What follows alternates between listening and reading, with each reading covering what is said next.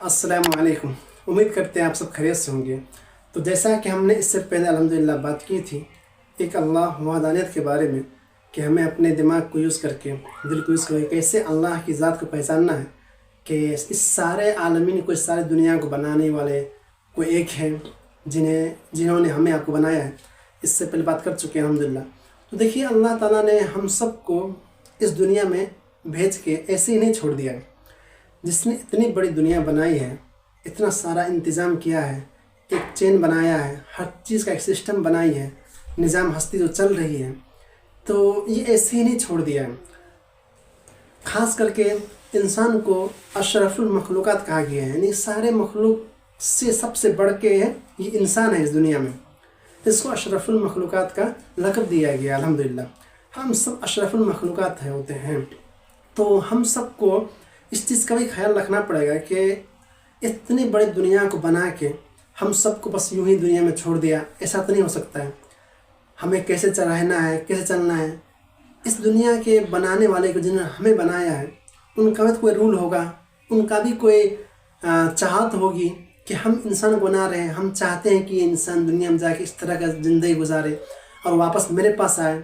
कुछ तो वो सोचे होंगे। तो यही चीज़ अपना सोच को और वो क्या चाहते हैं इस चीज़ को बताने के लिए अल्लाह ताला ने नबी और रसूल का दौरा शुरू किया। उन्होंने नबी और रसूल को हमारे बीच भेजे ताकि हम उन्हें बता सकें।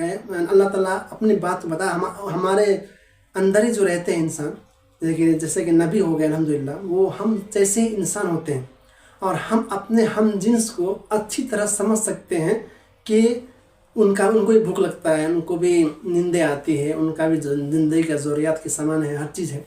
तो जैसे हम सब के बीच में उन्होंने नबी को चुना ताकि हम एक इंसान से एक दूसरा इंसान जल्द अटैच होता है, उस बात को समझता है। कोई अलग मखलूक आके बोले तो इसका तो अलग ज़िंदगी है, इसका अलग वो है, लेकिन हम में से ही अल्लाह ताला ने नबी और रसूल बना के भेजा ताकि हम उनकी बात को समझ सकें और इस चीज़ को जान के और पहचान के अपनी ज़िंदगी गुजारे कि अल्लाह ताला हमसे क्या चाहते हैं।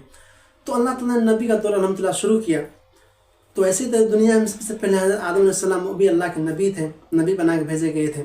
तो उसके बाद जैसे जैसे माहौल बनता गया वैसे वैसे नबी का हर देखिए, और नबी का सिलसिला कैसा था, जैसे इंडिया में है तो इंडिया में जिस तरह का कल्चर है उन्हीं कल्चरों में से अल्लाह ताला नबी बना के भेजते थे, उन्हीं में से लोगों को नबी बनाते थे।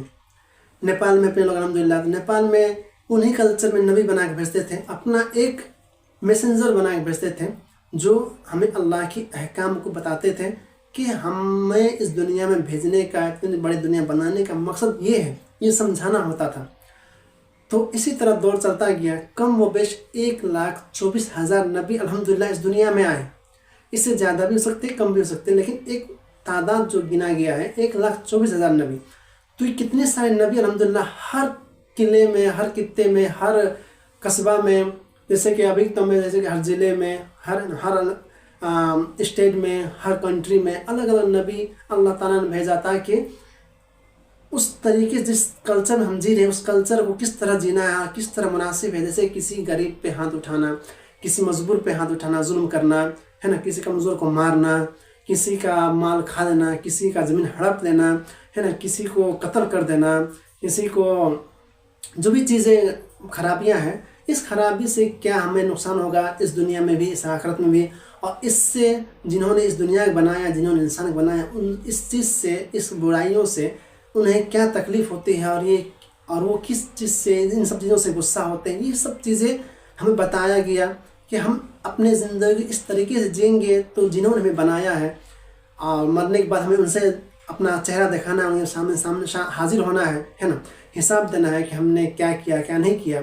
इसकी बदौलत हमें अपनी ज़िंदगी में, बाकी ज़िंदगी जो मरने के बाद शुरू होती है उसका अलग एक मैटर है, इंशाल्लाह उससे बात करेंगे। तो अभी जो बात कर रहे हैं वो मैसेंजर का है। तो इसी तरीके से नबी आते गए हर मज़हब में, हर दौर में, जैसे जैसे कल्चर बनता गया है ना, जनरेशन चेंज होती गई, उसी टाइप से नबी आते गए।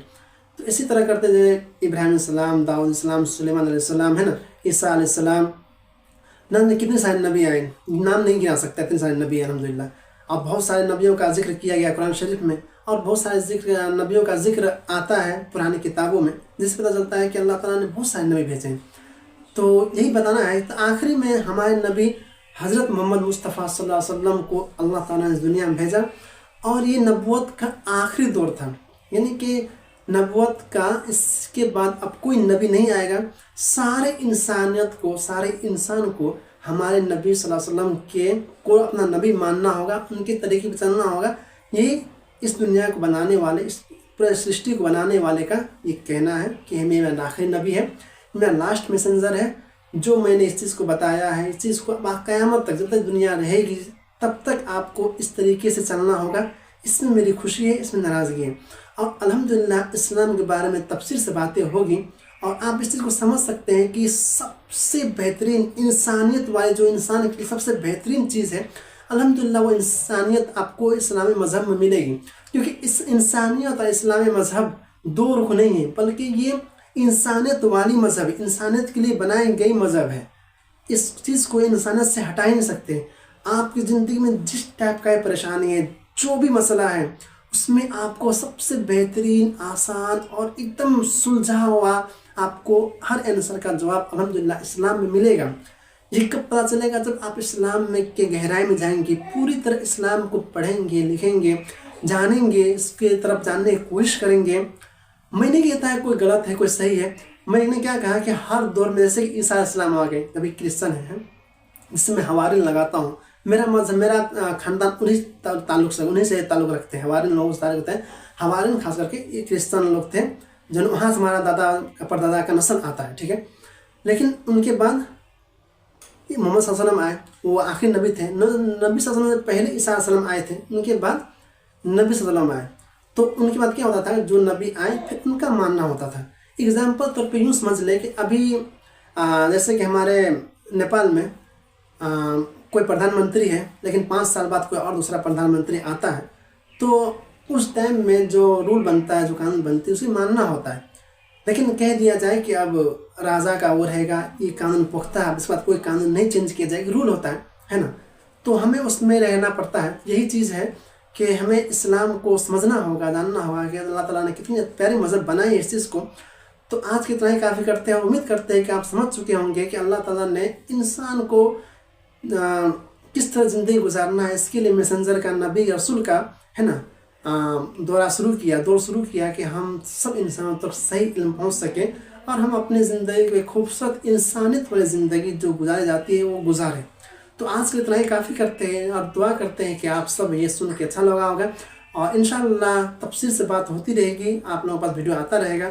تو آج کے اتنا ہی کافی کرتے ہیں، اور دعا کریں کہ میں اچھی طرح سے اس چیز کو آپ لوگوں کو سمجھا سکوں، اور جو بھی کویشچن آنسر جو بھی آپ کرنا چاہتے ہیں، جو سوال آپ کے دل میں ہیں، بے دھڑک آپ کو ایمنٹ کر سکتے ہیں، پرسنل پوچھ سکتے ہیں۔ انشاءاللہ آپ چاہے تو ویڈیو بنا کے جواب دے سکتا ہوں اس کا، یا چاہے تو پرسنلی جواب دے سکتا ہوں انشاءاللہ۔